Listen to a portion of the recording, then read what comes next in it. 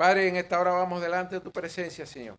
Agradecidos una vez más, Dios mío, por todas tus bendiciones, tus misericordias, tus bondades. Agradecido, Dios, de este privilegio que tú nos das nuevamente venir a tu casa, oración, buscando de ti, Señor, y queriéndote darte a ti y solo a ti toda la gloria y la honra que tú mereces. Te pedimos que tú nos prepares para este tiempo, que podamos tener un encuentro en adoración contigo, Señor, y que tu palabra nos edifique y que podamos salir aquí eh, con con nuevos conocimientos, Dios, para ponerlo por obra en nuestras vidas. Glorifícate, muévete en medio de este servicio y recíbelo, Señor, como una grata ofrenda para la gloria y la honra tuya. Jesús, tu Hijo amado, estamos orándote. Amén. Bueno, hermano, hoy comenzamos con el capítulo 20 de la Confesión de Fe, titulado Del Evangelio y al alcance de su gracia. Después de hemos hablado esto en otras clases, el orden exquisito en que los que elaboraron esta confesión de fe ordenaron cada uno de los temas después de haber transitado por el capítulo 19 de la ley de Dios. Llegamos a este donde el Evangelio y el alcance de la gracia dan continuidad a la línea de pensamiento que habíamos abordado en el capítulo anterior. Muy rápido, dándole un recorrido rápido a lo que habíamos estudiado en el capítulo 19. Lo primero, la ley que Dios escribió en el corazón de Adán. Recuerden que era para obediencia el cumplimiento o si la cumplían había bendiciones y el incumplimiento traería maldición, y que Dios le había puesto todo lo necesario a Adán y a Eva para que pudieran cumplir con esa ley. Después habíamos visto los 10 mandamientos que le dio Dios ahí a Moisés en el monte Sinaí. Era una continuidad de esa regla de vida que el Señor quiso poner en conocimiento de sus hijos. Después habíamos visto también la ley ceremonial que el Señor puso en conocimiento del pueblo de Israel, que era una manera de ordenar la adoración, pero también que era una sombra de lo que vendría a ser Jesucristo, y que bueno, esta ley ceremonial, una vez que desapareció el Estado de Israel, después que con la venida de Cristo desaparece esta ley ceremonial, más adelante vimos las leyes civiles que el pueblo de Israel recibió de parte del Señor, y que estas fueron las que desaparecieron cuando desapareció el pueblo de Israel como Estado. Desapareció aquellas leyes civiles que ordenaban de alguna manera a Israel como Estado.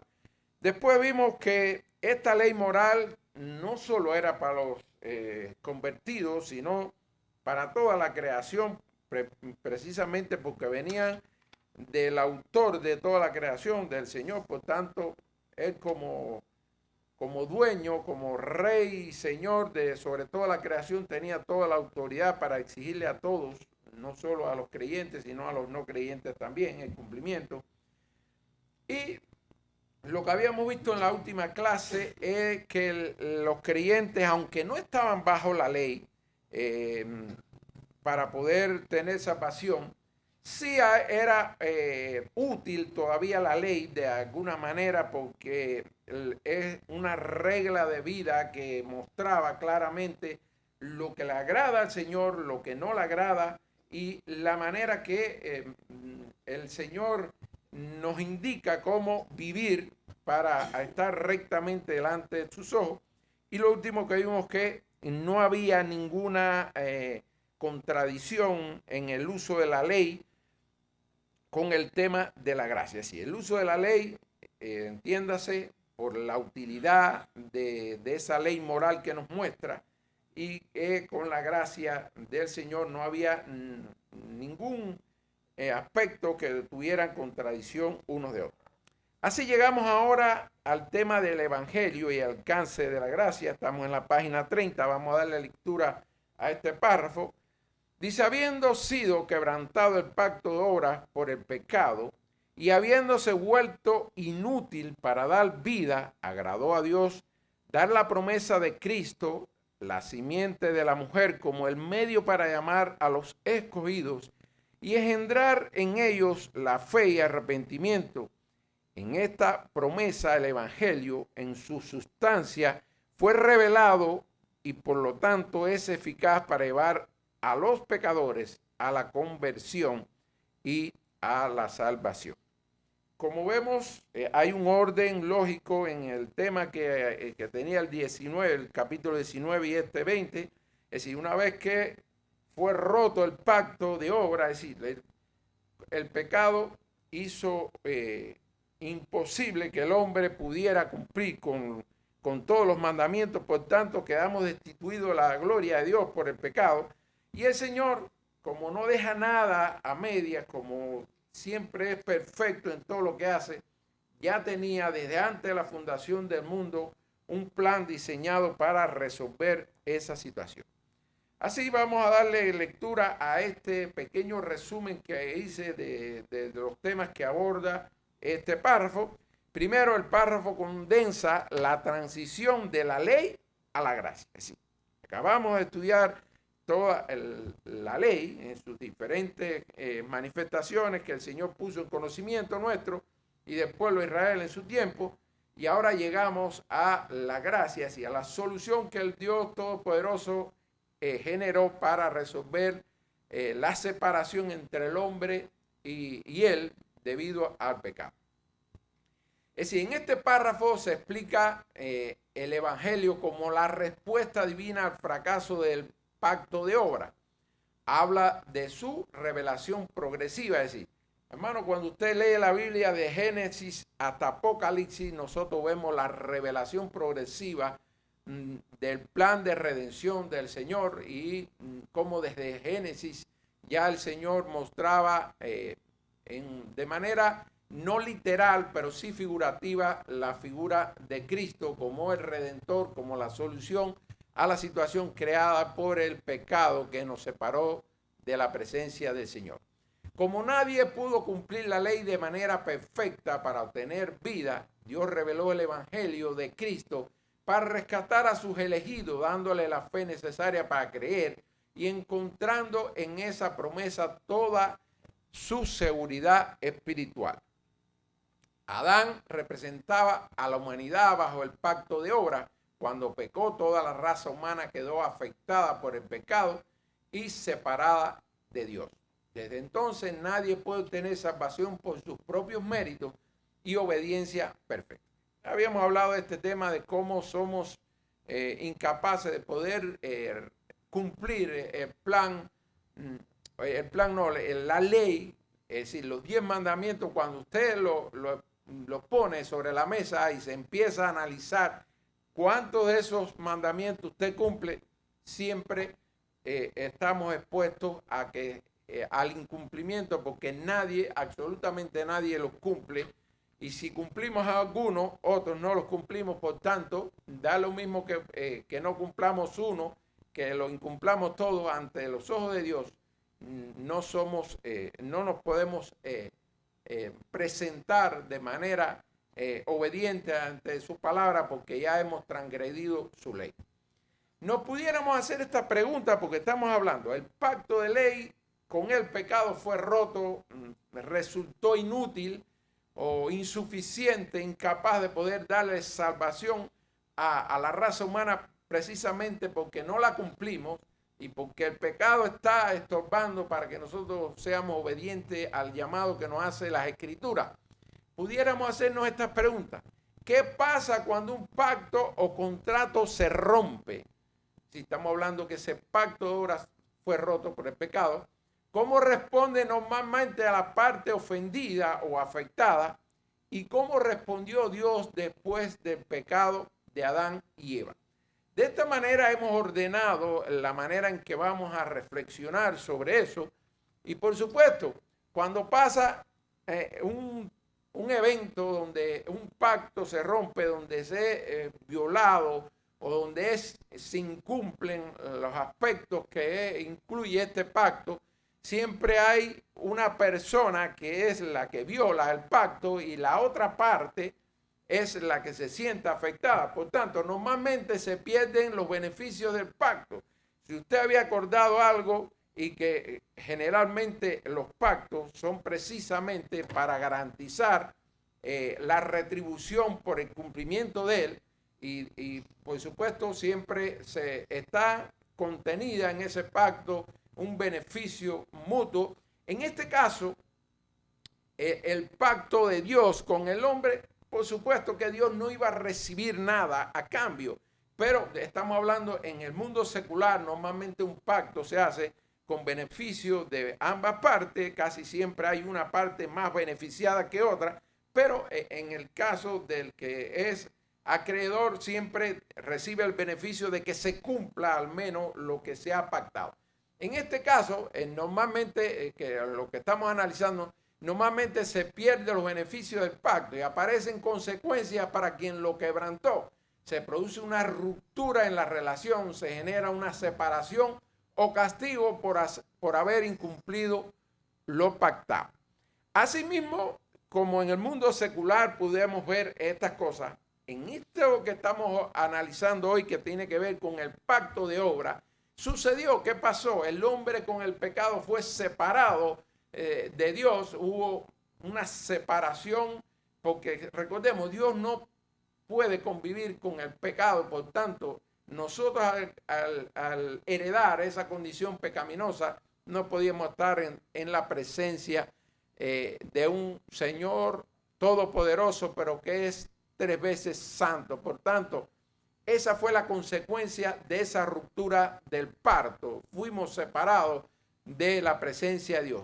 ¿Cómo responde normalmente la parte ofendida? Hermano, cualquiera en el mundo secular o en cualquier esfera de la vida donde hay un pacto y se viola, siempre hay consecuencias, siempre se exige una responsabilidad ante un incumplimiento.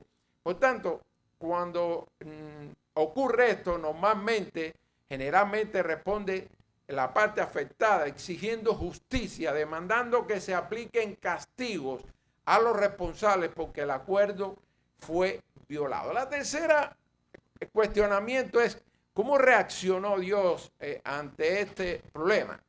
Igual, hermano, Dios nunca dará por inocente al culpable. Y el hombre, al pecar, por supuesto que no iba a ser inocente ante los ojos de Dios. Y Dios exigió responsabilidad, mostró su justicia a esa violación del pacto. Dios castigó al pecado, pero también mostró gracia al prometer un Salvador, revelando desde el principio el Evangelio de Cristo. Aun cuando no pasó por acto la violación del pacto, su justicia estuvo acompañada de misericordia. Así, estamos condenados a estar separados de la gloria de Dios, pero no eternamente, porque para eso Él ideó que nuestro Señor Jesucristo fuera el mediador, el que nos presentara nuevamente a través de esa justicia de Él que se nos es imputada, que nosotros pudiéramos acceder a su presencia. La suficiencia del pacto, la insuficiencia del pacto ahora, bueno, estábamos hablando, era una meta inalcanzable para el hombre después de haber caído. Es decir, tras la caída de Adán, el pacto obra, la obediencia perfecta como camino a la vida quedó anulado, hermano. El pecado lo quebrantó todo. Vamos a ver estos textos que después, un poquito más adelante, cómo nos acercan a esta aseveración. Ahora solo produce muerte y maldición. Es decir, estoy refiriéndome al pecado, hermano.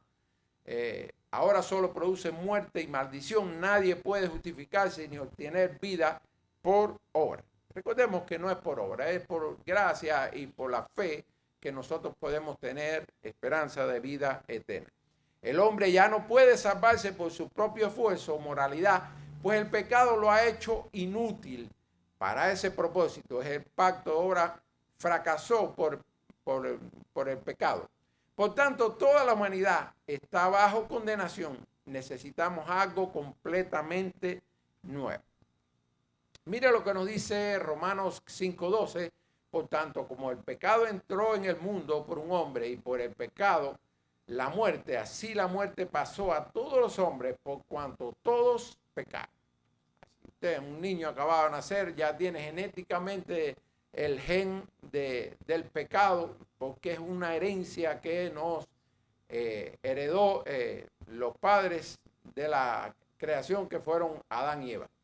Gálatas 3:10 al 12 dice, porque todos los que dependen de las obras de la ley están bajo maldición, hermano. Y claro, la misma Biblia nos dice que quien incumple la ley, maldito será. Entonces, si estamos todos, cuando nos comparamos con el estándar moral que establece los 10 mandamientos y no lo cumplimos, entonces todos los que, aunque no estamos bajo la ley, estamos condenados porque no la cumplimos, y gracias a que el Señor Jesucristo vino a rescatarnos, si no, aún estuviéramos ahí bajo esa condenación. Porque todos los que dependen de las obras de la ley están bajo maldición. Pues escrito está, maldito todo aquel que no permaneciera en todas las cosas escritas en el libro de la ley para hacerlas, y que por la ley ninguno se justificará para con Dios. Es evidente porque el justo por la fe vivirá. Y la ley no es de fe, sino que dice, el que hiciera estas cosas vivirá por ellas. La iniciativa soberana de Dios, porque dice acá en el párrafo que le plació a Dios, es decir, fue de su propia voluntad, no porque nos debiera nada a nosotros, no porque nosotros hubiéramos ganado algún mérito y que mereciéramos algo de parte del Señor. Todo lo contrario, lo que habíamos acumulado delante del Señor era juicio por el pecado, pero aún así el Señor, y lo decíamos ahorita, cuando el hombre violó el pacto, nos aplicó la justicia merecida, el justo juicio, pero aún así lo acompañó de esa misericordia, es decir, no nos dejó ahí en el lugar que nos llevó el pecado, sino que nos envió a través de su Hijo Jesucristo la solución. Ante el fracaso del pacto ahora, Dios no quedó en silencio, inmediatamente responde con la promesa del Evangelio, a lo que se le llama, hermano, protoevangelio, a eso que encontramos ahí en Génesis 3:15, lo vamos a ver un poquito más adelante, que dice Génesis 3:15, la salvación no surge de un deseo humano, sino que le agradó a Dios dar la promesa de Cristo. Esto muestra la soberanía y la gracia libre, no fue por mérito de hombre, sino por el beneplácito divino. Es un acto puramente voluntario y misericordioso del Creador frente a la ruina del hombre, perfectamente diseñado desde antes de la fundación del mundo. Por supuesto, hermano, que el pecado del hombre no sorprendió a Dios. Y antes de la fundación del mundo ya él sabía que el hombre iba a pecar. Por tanto, antes de que ocurriera el hecho, ya el Señor había puesto la solución antes que el problema se produjera. Por tanto, el Señor desde antes de la fundación del mundo ya había ideado la manera de resolver esa separación entre el hombre y él. Dios prometió a Cristo como esperanza para los pecadores. Aunque el hombre pecó, Dios mostró su gracia prometiendo a Cristo. Dios no dejó a la humanidad sin esperanza. Desde el principio anunció a un redentor en Génesis 3:15. Es considerado la primera promesa del Evangelio donde Dios anuncia la victoria futura de Cristo sobre Satanás y el pecado. Estaba anunciado el enfrentamiento entre el hijo de la mujer que iba a ser Cristo y cómo iba a herir en la cabeza a la serpiente, refiriéndose a esa victoria final que el Señor iba a tener sobre el pecado, sobre Satanás.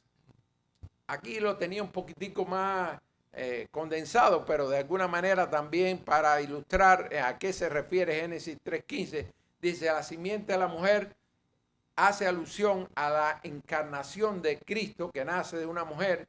En Gálatas 4:4 también hay referencia a eso. Dice, esta simiente aplastará la cabeza de la serpiente, anunciando esa victoria sobre Satanás, no, sobre el pecado, también lo pudiéramos decir. Mire acá como Juan 3:16 también nos acerca a esta gran obra del Señor por toda la humanidad perdida. Dice, porque de tal manera amó Dios al mundo que ha dado su Hijo unigénito para que todo aquel que en Él cree no se pierda, mas tenga vida eterna. Acá miren cómo nuevamente está la idea que habíamos dicho. Soberanamente el Señor, le agradó al Señor demostrar al mundo su amor y dando a su Hijo para que muriera allí en la cruz por los pecados de todos nosotros. En Gálatas 4, versículos 4 y 5 dice también, pero cuando vino el cumplimiento del tiempo, Dios envió a su Hijo, nacido de mujer, nacido bajo la ley, para que redimiese a los que estaban bajo la ley a fin de que recibiésemos la adopción de hijos. Complementa lo que habíamos visto, como el Señor en su inmensa misericordia, sin nosotros merecerlo, nos envió a su Hijo ahí como la solución para que nosotros pudiéramos tener acceso a ser parte de su familia, a ser hijos de nuestro Dios. El medio para la eficacia de la gracia. Es decir, ¿cómo nos llega esa solución a nosotros? ¿Cómo podemos acceder a esa solución que el Señor dispuso ante el fracaso del pacto de obra? La salvación viene por medio de Cristo y Dios usa el Evangelio, hermano. Por eso es tan importante la reiteración que se hace, porque nosotros, gloria a Dios, que hemos tenido el privilegio de que el Evangelio nos revelara la necesidad que tenemos de Cristo como único camino para llegar al Padre. Pero ¿cuántas personas no conocen de Él? Por eso es tan urgente el llamado que se hace, que cada uno de los cristianos haga uso del Evangelio para hacer llegar ese conocimiento a aquellos que no lo conocen. Por tanto, a la salvación que viene por Cristo y Dios, use el Evangelio para producir fe y arrepentimiento en sus escogidos. En otras palabras, man, es la palabra de Dios la que trae a nuevas personas a Cristo. Nosotros somos instrumentos. Pero ¿cómo logramos ser un instrumento en las manos de Dios? Bueno, transmitiendo el Evangelio, transmitiendo las enseñanzas de las Escrituras a quien no los conoce. Y el Señor ya tiene escogido a los que van a venir y aquellos que hacen oído sordo al llamado, pero el llamado a que nosotros seamos instrumentos en sus manos, llevando el conocimiento del Evangelio, las enseñanzas de las Escrituras a aquellos que no los conocen, porque es la única manera que el Señor puede poner en nosotros la semilla de la fe. El Evangelio no es solo información, no es algo que le dé cultura o conocimiento de algo. Es el medio ordenado por Dios para llamar eficazmente a los elegidos. Y fíjense, muchas veces nos hemos referido a qué cosa es eficaz. Es diferente a eficiente. Es decir, cuando algo es eficaz es que cumple totalmente el propósito para el cual usted puso en marcha cualquier cosa. Es decir, si usted hace una silla, usted puede ser eficiente porque usted usó los medios que tenía que usar, no gastó más materiales, ni electricidad, ni mano obra.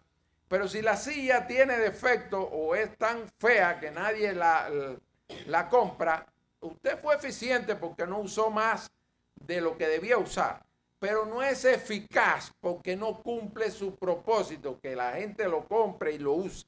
Por tanto, cuando decimos que el Evangelio es eficaz, es porque cumple su propósito. No queda nada, alguna área donde el Evangelio no sea eficaz, donde el Evangelio no sea capaz de cumplir su propósito.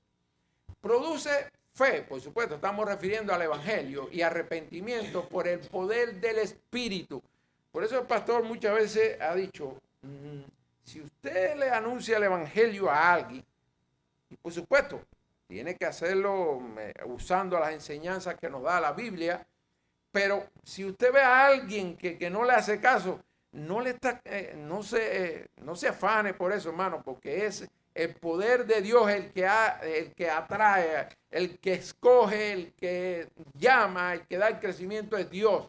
O nosotros solamente podemos ser instrumentos, llevar la palabra, llevar el mensaje, pero el que elige, el que atrae a la persona a los pies de Cristo es Dios. Y nosotros nos podemos sentir frustrados, pero no somos nosotros los que hacen la obra de convencimiento, hermano. Es el Señor. El Evangelio es el instrumento que Dios usa para llamar eficazmente a sus hijos. Miren lo que nos dice Romanos 10:17. Así que la fe es por el oír y el oír por la palabra de Dios. Es la palabra de Dios el contenido de cualquier mensaje que nosotros le llevemos a alguien que no lo conoce. Y dice en Efesios 2:8 y 9, porque por gracia sois salvos por medio de la fe.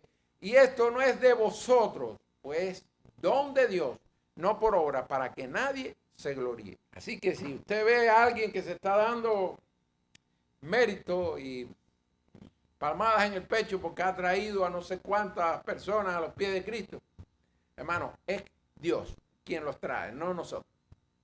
Podemos ser instrumentos más útiles en las manos del Señor porque somos más esforzados, porque nos enfocamos en llevar esa misión, ese llamado que nos hace la palabra de ir y hacer discípulos. Ok, pero nunca el hombre puede atribuirse ningún mérito si vinieron después que él predicó la palabra de Dios 2 o 10 o 100 a los pies de Cristo. No es del predicador, hermano.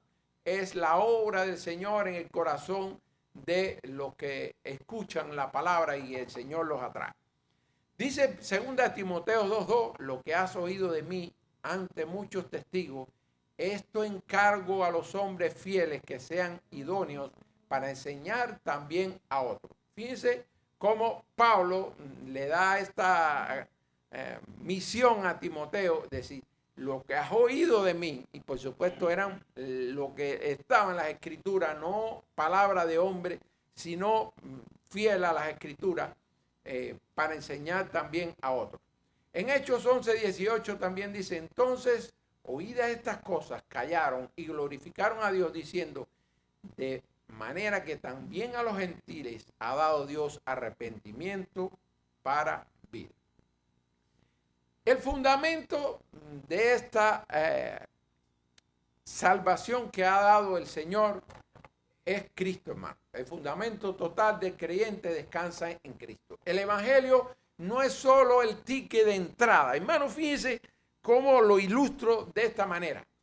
Cuando usted tiene un ticket de entrada, vamos a decir, a un estadio, usted entra por la puerta, pero de ahí lo único que le da el ticket es para que usted tenga permiso a acceder. De ahí para allá es su responsabilidad para dónde coge, aunque a veces los tickets dicen el número del asiento. Pero lo que quiero ilustrar, que el Evangelio no es solamente que nos trae a los pies de Cristo, sino sigue siendo una guía para nuestra vida espiritual, para nuestro crecimiento. Es decir, están todas las herramientas disponibles en la Escritura para que una vez que alguien llegue a los pies de Cristo tenga toda la regla de vida para ir creciendo en su madurez espiritual y que busque cada vez más acercarse a esa imagen perfecta que nos dejó nuestro Señor Jesucristo. Es decir, no es solo que nos trajo a los pies de Cristo y nos dijo, de ahí para allá, arréglatela como pueda. No, Dios no actúa así, hermano. Dios en nada deja cosas a media. En lo que Él empezó, lo terminará, así como está en la buena obra que Él empezó, en nosotros la va a perfeccionar hasta el día de Cristo. Esa promesa la podemos ver los cristianos cuando venimos a los pies de Cristo. El Evangelio no es solo el ticket de entrada al cielo. El párrafo afirma que esta promesa se basa no solo en la salvación inicial, sino también en la edificación, en ese crecimiento espiritual y el consuelo, la paz mental y el dominio propio del cristiano. Es Cristo, en Cristo se fundamenta la salvación, la edificación y el consuelo del creyente. Ahí tenemos el modelo perfecto, hermanos, para nosotros crecer y tener todo lo necesario para acercarnos reverentemente al Señor. Toda la esperanza del creyente descansa en Cristo y en su evangelio. Cristo no solo salva al pecador, sino que también sostiene, fortalece, consuela al creyente durante toda su vida. El evangelio continúa siendo la fuente de esperanza y crecimiento espiritual del cristiano. En su sustancia, el corazón del evangelio, Cristo, su persona y su obra ya estaban presentes desde Génesis 3:15. Es lo que habíamos dicho, la revelación progresiva del plan de redención del Señor, como desde Génesis hasta Apocalipsis vemos la revelación de Cristo como esa persona en que el Señor puso la redención y la solución a la ruptura del pacto de obra producida por el pecado. El Señor ya había ideado esa solución a través de su Hijo amado Jesucristo. En Hechos 4:12 dice, y en ningún otro hay salvación, porque no hay otro hombre bajo el cielo dado a los hombres en que podamos ser salvos. ¿Sí? Vamos a la reiteración de la idea que es solamente Cristo, el fundamento, el camino. Romanos 15:4 dice, porque las cosas que se escribieron antes para nuestra enseñanza, se escribieron a fin de que por la paciencia y la consolación de las Escrituras tengamos esperanza. Ahí está todo lo que nos hace falta, hermanos. Dice 2 Corintios 1:10, porque todas las promesas de Dios son en Él sí y en Él amén, por medio de nosotros, para la gloria de Dios. Primera de Pedro 1:3-5 dice, bendito el Dios y Padre de nuestro Señor Jesucristo, que según su grande misericordia nos hizo renacer para una esperanza viva por la resurrección de Jesucristo de los muertos, para una herencia incorruptible, incontaminada e inmarcesible, reservada en los cielos para vosotros, que sois guardados por el poder de Dios mediante la fe, para alcanzar la salvación que está preparada para ser manifestada en el tiempo. La promesa de Cristo contiene la sustancia del Evangelio. El Evangelio no comenzó en el Nuevo Testamento, fue revelado desde el principio en las promesas divinas. Toda la Escritura apunta a Cristo desde Génesis.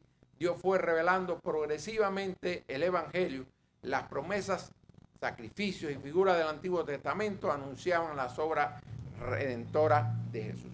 Aunque en el Nuevo Testamento lo vemos claramente, no podemos decir que es solamente lo que el Señor nos dio a conocer acerca de ese plan redentor, porque a lo largo de todas las Escrituras está progresivamente esa revelación. Gálatas 3:8 dice, y la Escritura previendo que Dios había de justificar por la fe a los gentiles, dio de antemano la buena nueva a Abraham, diciendo, en ti serán benditas todas las naciones. Recuérdeme que Abraham fue el padre de la fe. De alguna manera el Señor nos estaba ilustrando que por la fe podríamos ser hijos y benditos en nuestro Señor Jesucristo. Lucas 24:27 dice, y comenzando desde Moisés y siguiendo por todos los profetas, les declaraba en todas las Escrituras lo que de él decía. Sí, el Señor ahí en Lucas nos dice con claridad, no es ahora que ustedes están conociendo de mí. A lo largo de todas las Escrituras, los profetas ya estaban hablando de mí, por tanto, era una revelación progresiva, no es ahora. Aplicaciones, hermanos. Y de alguna manera resumimos las ideas que hemos visto durante la clase. Dios es misericordioso, aún después de la caída del hombre. Si el Señor, después de haber roto el pacto, hubiera aplicado lo mismo que en el mundo secular, usted rompió un pacto y ahí se acabó toda relación. No me mire, no me llame, te bloqueo para que no se te ocurra llamarme. Pero el Señor, ante esa situación de caos creado por el pecado, esa ruptura, esa separación entre el hombre y él, mostró su misericordia. La salvación no se obtiene por obra, sino por gracia. Cristo es la única esperanza para el pecador. El Evangelio fue planeado por Dios desde el principio, desde antes de la fundación del mundo. La fe y el arrepentimiento son dones de Dios, hermano. Si alguien tiene fe, no es porque la generó por su voluntad, por su fuerza. El Señor la puso en él. Nadie puede salvarse por su propio esfuerzo ni por sus obras.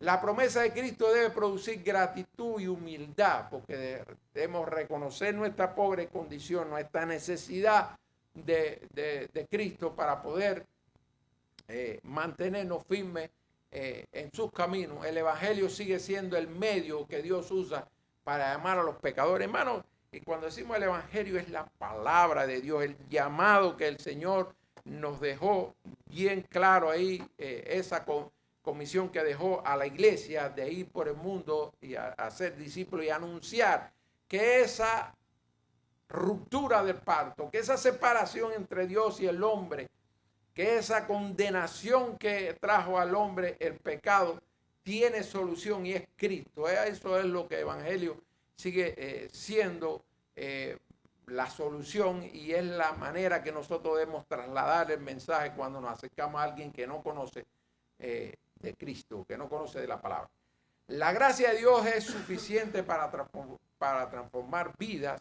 Toda nuestra seguridad espiritual descansa en Cristo y no en nosotros mismos. Hermano, hasta aquí la clase. Terminé justo a tiempo. Estaba un poquito presionado pensando que no me iba a dar. Bueno, hermano, hasta aquí les pido que me acompañen en oración para terminar este tiempo, Señor. Gracias, Dios. Gracias por este privilegio que nos das de estudiar esta confesión de fe. Gracias porque tu palabra sigue hablando a tus hijos, Señor. Y ayúdanos, Señor. Ayúdanos a ser hacedores de ella, ver que en tu palabra está todo lo necesario para nosotros acercarnos a ti. Pero también están todas las enseñanzas que nosotros podemos usar para ser instrumentos en tus manos y anunciar el Evangelio de Cristo a los que no te conocen. Ayúdanos a hacer esos instrumentos útiles en tus manos, Dios. Te queremos dar a ti y solo a ti la gloria y la honra. Te pedimos ahora que tú bendiga el resto de este servicio y que tú te muevas para gloria y honra tuya en medio de esta congregación. Jesús, tu Hijo amado, estamos orando.